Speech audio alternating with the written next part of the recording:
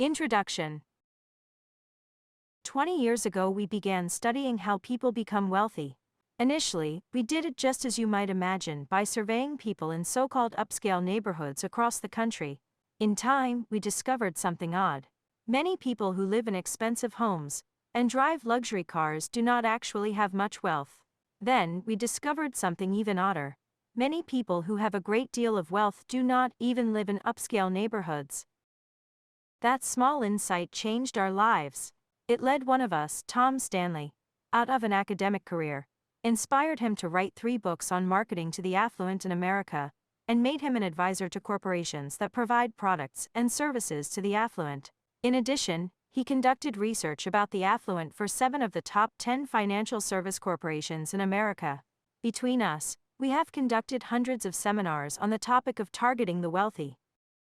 Why are so many people interested in what we have to say? Because we have discovered who the wealthy really are and who they are not. And most important, we have determined how ordinary people can become wealthy. What is so profound about these discoveries? Just this. Most people have it all wrong about wealth in America. Wealth is not the same as income. If you make a good income each year and spend it all, you are not getting wealthier. You are just living high. Wealth is what you accumulate, not what you spend. How do you become wealthy? Here, too, most people have it wrong. It is seldom luck or inheritance or advanced degrees, or even intelligence that enables people to amass fortunes. Wealth is more often the result of a lifestyle of hard work, perseverance, planning, and, most of all, self-discipline. How come I am not wealthy? Many people ask this question of themselves all the time. Often they are hard-working, well-educated, high-income people. Why then are so few affluent? Millionaires and you. There has never been more personal wealth in America than there is today. Over $22 trillion in 1996. Yet most Americans are not wealthy. Nearly 1/2 of our wealth is owned by 3.5% of our households. Most of the other households don't even come close. By other households, we are not referring to economic dropouts. Most of these millions of households are composed of people who earn moderate, even high, incomes.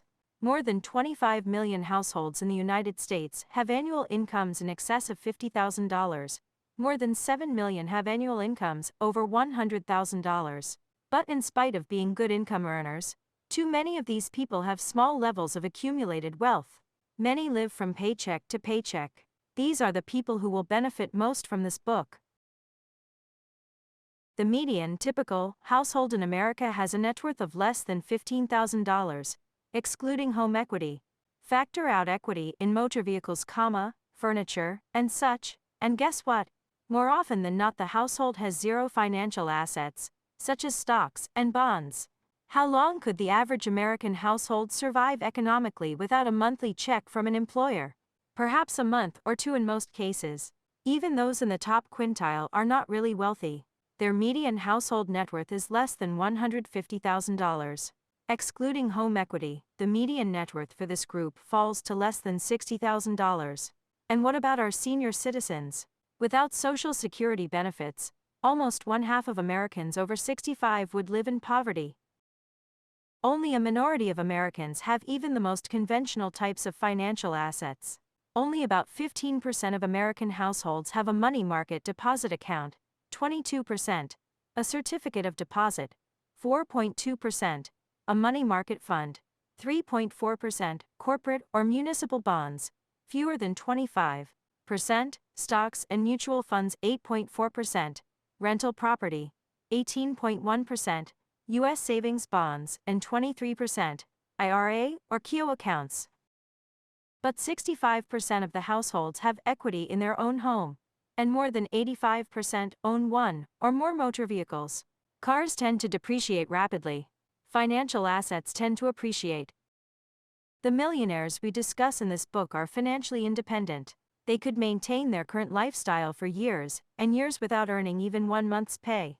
The large majority of these millionaires are not the descendants of the Rockefellers or Vanderbilts. More than 80% are ordinary people who have accumulated their wealth in 1 generation. They did it slowly, steadily, without signing a multi-million-dollar contract with the Yankees, without winning the lottery, without becoming the next Mick Jagger. Windfalls make great headlines, but such occurrences are rare. In the course of an adult's lifetime, the probability of becoming wealthy via such paths is lower than 1 in 4,000. Contrast these odds with the proportion of American households, 3.5 per 100, in the $1 million and over net worth category. The 7 factors. Who becomes wealthy? Usually the wealthy individual is a businessman who has lived in the same town for all of his adult life. This person owns a small factory, a chain of stores, or a service company. He has married once and remains married. He lives next door to people with a fraction of his wealth. He is a compulsive saver and investor, and he has made his money on his own.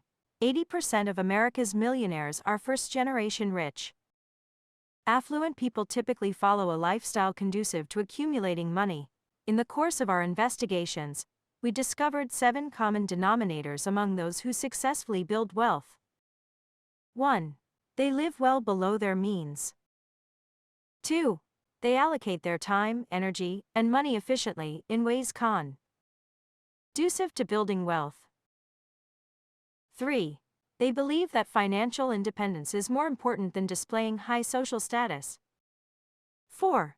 Their parents did not provide economic outpatient care. 5. Their adult children are economically self-sufficient. 6. They are proficient in targeting market opportunities. 7. They chose the right occupation. In the Millionaire Next Door, you will study these 7 characteristics of the wealthy. We hope you will learn how to develop them in yourself. The research. The research for the Millionaire Next Door is the most comprehensive ever conducted on who the wealthy are in America, and how they got that way. Much of this research was developed from the most recent survey we conducted that, in turn, was developed from studies we had conducted over the previous 20 years. These studies included personal and focus group interviews with more than 500 millionaires and surveys of more than 11,000 high net worth and/or high-income respondents. More than 1,000 people responded to our latest survey, which was conducted from May 1995 through January 1996. It asked each respondent about his or her attitudes and behaviors regarding a wide variety of wealth-related issues. Each participant in our study answered 249 questions. These questions address topics ranging from household budget planning or lack of it to financial fears and worries, and from methods of bargaining when purchasing automobiles to the categories of financial gifts, or acts of kindness wealthy people give to their adult children. Several sections of the questionnaire asked respondents to indicate the most they ever spent for motor vehicles, wristwatches, suits, shoes, vacations, and the like. This study was the most ambitious and thorough we have ever undertaken. No other study has focused on the key factors that explain how people become wealthy in one generation, nor has a study revealed why many people, even most of those with high incomes, never accumulate even a modest amount of wealth. In addition to our survey, we gained considerable insight into the Millionaire Next Door from other research. We spent hundreds of hours conducting and analyzing in-depth interviews with self-made millionaires. We also interviewed many of their advisors, such as CPAs and other professional experts. These experts were very helpful in our exploration of the issues underlying the accumulation of wealth. What have we discovered in all of our research? Mainly, that building wealth takes discipline, sacrifice, and hard work. Do you really want to become financially independent?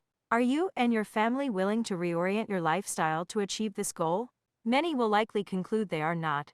If you are willing to make the necessary trade-offs of your time, energy, and consumption habits, however, you can begin building wealth and achieving financial independence. The Millionaire Next Door will start you on this journey.